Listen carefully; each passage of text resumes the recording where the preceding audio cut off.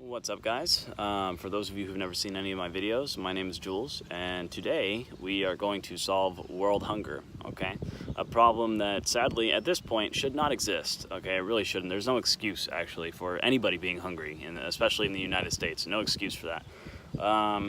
You would think that with all the money that we put in, all the tax money that we put into maintaining public property and maintaining public irrigation and yada yada yada, that things would have been implemented a long time ago, okay, to make the land benefit us. And I kind of touched on this topic in another video, but the reason why ancient cultures were super successful was because they tailored the environment to them, right? They used nature to their advantage.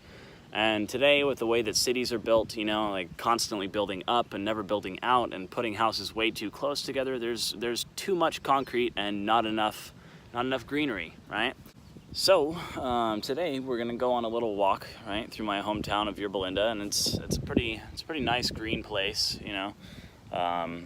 If you watched one of my other videos, I was here one other time, and I'm gonna try to get you to see the potential, all right, the things that could potentially be there versus the potential that has been squandered, right? And hopefully maybe we can start turning that around. Maybe this will inspire people to start turning that around. And I'll bring up a couple other things along the way. So here we go. The first thing you'll notice that there's a lot of trees, okay, and this grass is nice and green, all right, but there are no sprinklers. There's no sprinklers. There isn't even any irrigation over here, and yet shit still grows. Another thing you'll notice about all these trees are that not one of them are a goddamn fruit tree. Why? You know, look at all this space. You know, how about a little orange grove over there? How about some pomegranate trees? You know, how about up here? You know, how about some blackberry bushes? You know, there's any number of things that could be planted here that all of these people could use, right? And this is just an example of a very wide open space that's city property. Let's go check out the neighborhood. Okay. Now, if I had $1 for every fucking palm tree I saw out here, I'd be a millionaire. Everybody's got something in their front yard. You got palm trees, you got a nice lawn, more palm trees. You know, how about something that people can use? A grapefruit tree. My neighbor has a grapefruit tree. That thing never stops producing grapefruits. It's dropping grapefruits all the time. You know, and one common excuse I hear people say is like, oh, well, it's gonna attract rodents and this and that and blah, blah, blah. Well, all this shit does that anyway. You're never gonna get rid of nature, animals, dudes. Deal with it, okay? You know, you'll start to notice that if you started to plant things, especially things that flower, if you started to plant trees and things like that, you'll have more animals coming back over here too, you know? And that could be a potential benefit, right? Look at all these bushes. You know what I'd rather see here instead of, you know, this that doesn't do shit? How about some blueberry bushes? That might help. I mean, honestly, guys, when was the last time you saw some blueberry bushes or some raspberry bushes or boysenberry bushes, you know? I mean, if you're in California, that stuff grows like wildfire. And you can find stuff that grows in any climate, you know? That California might be a little different than other places, but, you know, wherever you are, just find out what works in your area. I mean, come on, guys, you know? Where are the almond trees?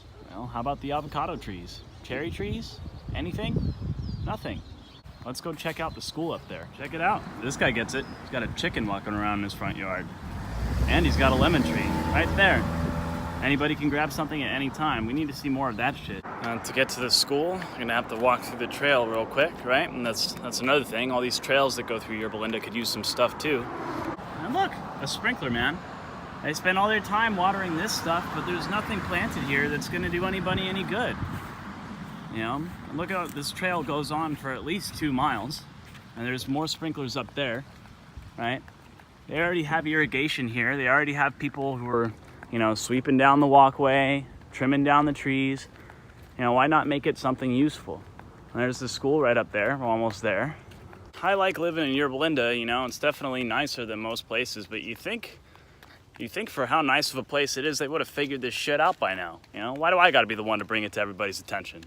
So now we're right at the bottom of the school, but before we head up there, I want you to keep in mind how much shit we walked by just on the way here, okay, and no more than a mile walk, okay? And then this is right at the bottom of the school. You know, how nice would it be if this had an orchard in it or a garden of some kind, so when your kids got out of school, they got to eat something healthy instead of eating that GMO shit they're trying to pump into the school system. Thank you, Michelle Obama. She is a he, by the way, actually.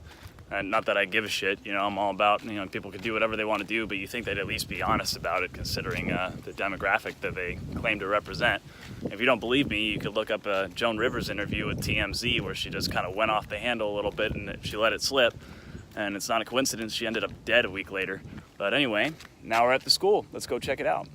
And all right, here we go. Let's see what's up here. Right on. That's a lot of space. A lot of space.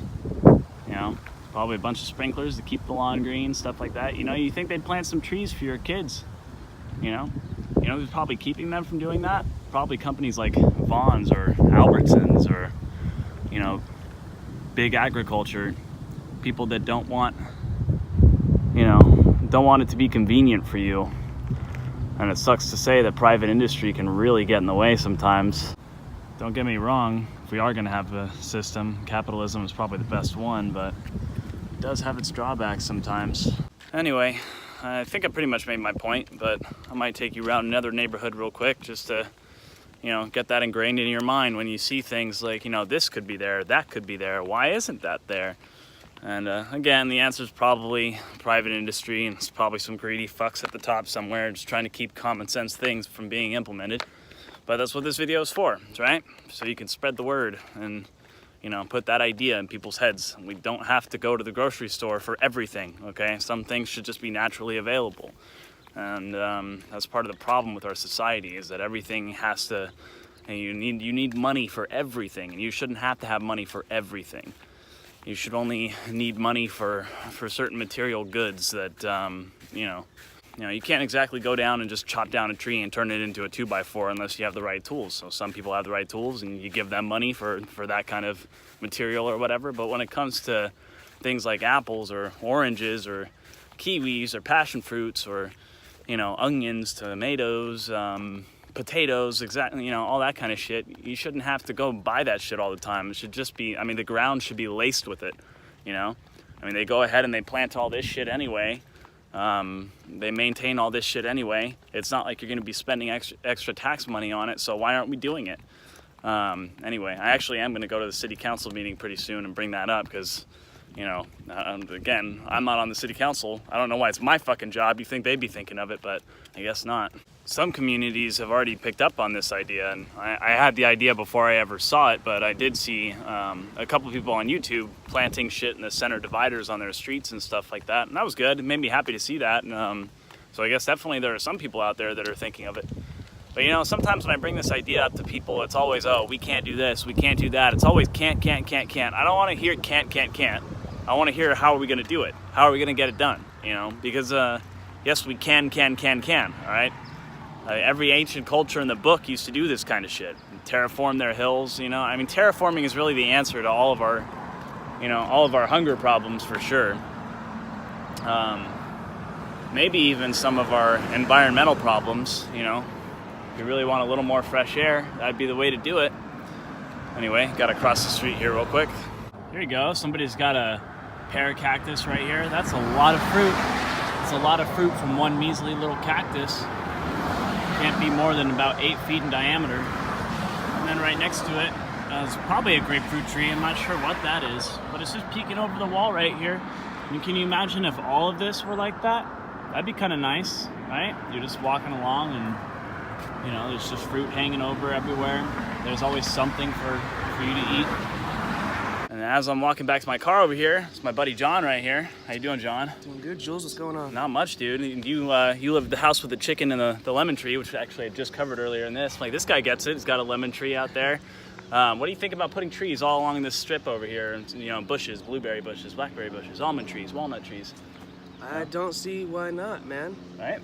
Yeah, it doesn't make any sense not to. You know, just let them grow. If people want to put trees there, let them do it. Right? Do you think the city should be somewhat responsible for that a little bit? I mean, they go around trimming everything and taking care of it anyway. Shouldn't it be something that benefits us as a whole? Yeah, I think it would be a small hassle for them to just, you know, do that. You know, and a lot of people would look up at that and respect that. You know, if the city's doing this for us, wow. You know. That's a good point. Yeah, for sure. Right on, man. All right, thanks for your input. Yeah, no worries, dude. So that was my friend John back there, who I just met pretty recently. He was, I was just sitting down here one day, just kind of meditating and thinking to myself, and he came out of his house and just saw me sitting there, and he came up and wondered if I was okay, just tossed me in water, and I was like, yeah, dude, I'm doing good. So we got to talking, and he's a really cool dude, and oh, what's that? A pomegranate tree. See? A lot of people around here get it, you know? I mean, it's just this one pomegranate tree. Look at all that. So many pomegranates on there. That's a pretty small one, too. You know, you can plant those all over the place. I got 2 right here, and this is like, what, this will run you maybe $3-4 at the store. That's $3-4 you can put right back in your pocket. You know, people started doing some more of this shit, and if the city took a little bit of responsibility for the health and well-being of its citizens. But anyway, we'll head back up to a different neighborhood and just peruse around and see what people are taking care of. By the way, just to be clear, I asked before I took those pomegranates. It's always polite to ask. So for our next stop, I'm gonna take you to our local park, and we're gonna see what they could be doing over there. Since we pay tax money to maintain that place, might as well see how much the city's slacking, right? Here we go. Look at all these trees, man. Those are all being watered. Every single one. You know? It'd be nice if there was something useful there. So we are here at River Regional Park. And this park has got to be about 1.5 miles long. And there's so many trails, there's sprinklers pretty much throughout this entire thing. You know, for how big it is, you really, like, again, you think the same thing, you know? Why not some apple trees, orange trees, grapefruit trees? I mean, just think of all the things we've even just walked by today on our little walk. Some pomegranate trees. I don't know, maybe some apricots would be cool. And there's all persimmon trees. There's no limit to the kind of things that will grow, especially in Southern California. There's no reason why anybody that's homeless should be hungry in Southern California. Now with all this beautiful space and all this sunshine, you know, I mean, I could walk all the way down there, but you know, you guys get the idea. It's getting late. Sun's starting to go down. I'm gonna head back home. They obviously took the time to plant these. You know what these do? Nothing. They don't do anything. Oh my God. Come on, common sense, guys. What the hell? You know, I mean, why even go through the effort if it's not gonna do anything for anybody? This is just ridiculous. I mean, we're paying somebody to put this in, and what good is it gonna do? Absolutely nothing. All right, back to the car. This is another view of that park. I told you, I wasn't kidding when I told you there was a ridiculous amount of space over here. It's too bad it's not being used properly. See, even just right here at the intersection, man. Look at all those bushes. Those should be blueberries. Come on, guys. Now we're a little more back in my area. All the fucking palm trees, man. Palm trees all over the place. So many palm trees. There's that grapefruit tree I was telling you about. That thing's always got grapefruits on it. Got somebody down here who's got a lemon tree. But other than that, other than just these 2 trees, that's it. Come on, guys. Look at all that. Look at all these bushes, all this space. You know? Blackberry bushes would be perfect right there. You know? My friends make fun of me sometimes because I bring up this argument and they're always like, Jules, tell them about the berries. And I'm like, fucking berries? Let me tell you about the fucking berries. We need more berries. We need more berries. So, anyway, long story short, guys, you know, it's really not hard. It's not hard to make this place work for us, okay? I mean, look at all these front yards, you know, and there's personal responsibility, the responsibility of the people, you know, to plant things in their front yard, do something for your neighbors. And then there's the city's responsibility, which, I mean, honestly, if you're gonna hire anybody or pay tax money for anybody to do anything, what better than to provide you with something you can use? You know, I mean, that should be probably their #1 responsibility. Where does all this fucking tax money go if it doesn't go to putting something in your stomach, right? That's one of the most important things that your survival depends on. So that's, you know, that's something they should be doing. We shouldn't have to tell them. We shouldn't have to ask. They should fucking know. That also circumvents our problems with GMOs and things like that we got to worry about. At least we won't have to worry about that shit, you know, if we start doing it ourselves, you know. Anyway, that just about does it for this video, and I guess overall we just solved the problem of world hunger within 12 minutes, 13 minutes, just about 13 minutes, right?